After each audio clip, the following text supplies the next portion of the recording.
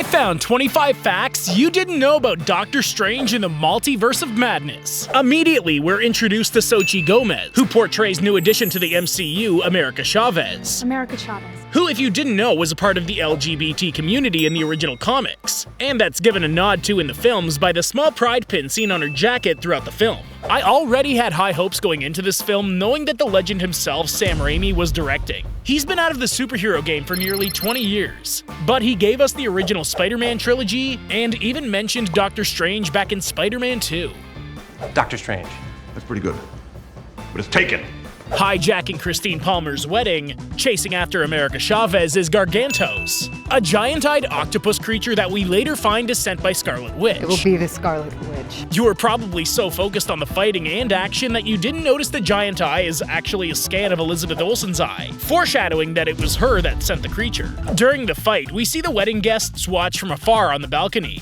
On the right of Christine's new husband, Charlie, we see his best man, who's played by the screenwriter of both this film as well as the Loki series, Michael Waldron. While attempting to escape Gargantos, America shows us the first look at some of her powers in action. As well as being able to travel across multiverse using star-shaped portals, she can harness that energy into her fights when she kicks a star-shaped break into the building ledge to distract Gargantos. Another clue alluding to America's sexuality is seen on her jacket under the pride pin, with the Spanish words amor e amor, which translates to love is love. Doctor Strange says that creeps windows into the lives of our multiversal selves. In a bittersweet and heartwarming way, this could mean that in Avengers Infinity War, when Tony told Pepper he had a vivid dream about their family and a child called Morgan. Last night, I dreamt we had a kid. We named him after your eccentric uncle. What was his name? Right. Morgan. He could have been seeing a version of himself from another universe. While transitioning into the first scene of, let's be real, the main character of the film, Wanda Maximoff, the exact score from WandaVision plays. I think I might. Showing us that the film continues directly on from the events of the TV show. While talking to her sons, Wanda says, "Family is forever.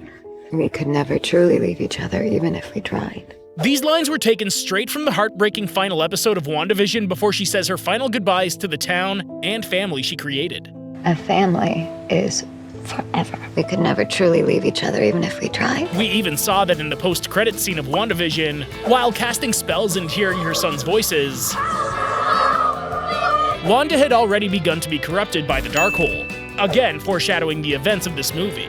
While the Scarlet Witch is attacking the fortress, we get a glimpse of Rintrah, the large green minotaur-like creature that was first referenced in the Doctor Strange comic number 80 back in 1986. America and Doctor Strange escape the fortress and travel through several different universes. And in one, you can see the huge heads of the Living Tribunals, an entity that in the comics oversees and maintains balance in the universes of the MCU. Another interesting alternate universe is Pipe World, which featured flying drones with a Stark Industries logo on them. This was a callback to Spider-Man Far From Home, that first featured these Stark Tech drones. We even had a glimpse at Savage Land, a hidden prehistoric land that we've only seen in the comics. The land features mythical creatures and dinosaurs, and it's also famously the home and place of the original headquarters of X-Men villain Magneto. There was even a scene in the 1930s Hydra World. Now this one you would have missed unless you saw the film in IMAX. But the blimp in the background featured a Hydra logo was a universe in which Hydra actually rose to power, obviously without Captain America to save the day. When the two finally land on a familiar roof, they're now on Earth 838 instead of Earth 616. It clearly looks like the same city, just a much lighter and brighter version, with more flowers and beautiful scenery. On this alternate version of Earth, Chavez goes to get some free pizza balls at a street vendor. Pizza Papa is actually played by director Sam Raimi's most frequent cameo maker, Bruce Campbell. He also had a cameo appearance in every one of the original Sam Raimi Spider-Man films. While on Earth 838, America watches a video memory of her past with her two mothers. This 12-second moment alone was enough to get the film banned in several countries due to the inclusion of the LGBTQ community. Saudi Arabia asked Disney to remove the scene, but they refused, and as such, the film wasn't allowed to be shown. We later see Wanda and Wong travel to the tower on Mount Wundagore. This is where the Darkhold was originally written, and rather than being a tomb, It's a throne. Scarlet Witch's statue features prominently on the back wall, and it has an uncanny resemblance to the drawn image we see in the Darkhold in Episode 9 of WandaVision. After the initial trailer and subsequent rumor mill that comes with every Marvel film, fans were eagerly awaiting the appearance of the Illuminati.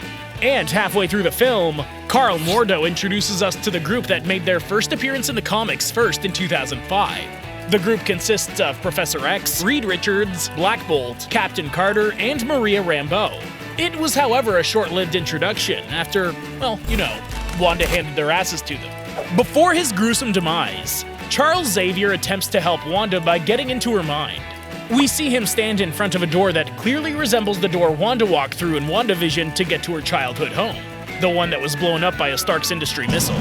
You can also see that in the midst of the rubble, there's a TV, identical to the one in the same scene of WandaVision where Wanda and Pietro sit watching shows as children. Only this time, the TV in the rubble is playing episodes of WandaVision. I'm not sure how I'd explain this scene to someone who hadn't seen the movie, but when Doctor Strange and his variant Evil Strange have their musical note battle, it's worth noting that Evil Strange's powers were purple, the same color as Agatha Harkness in WandaVision. The end of the film comes with the sad realization that once again, Wanda has to sacrifice everything and not get the happy ending she wants. She decides to bring down the tower on Mount Wundagore and seemingly dies. However, you can see a red flash of light before the complete collapse, leading many to believe that Wanda may have made an escape with one final use of magic. During the post-credit scene, it's worth noting the appearance of the third eye on Doctor Strange, hinting at the Darkhold magic still existing. Charlize Theron makes a cameo as Clea, a goddess and sorceress from the Dark Dimension, and she also becomes Stephen Strange's wife in the comics. So it's exciting to see what's in store for her. Let me know which film I should do next.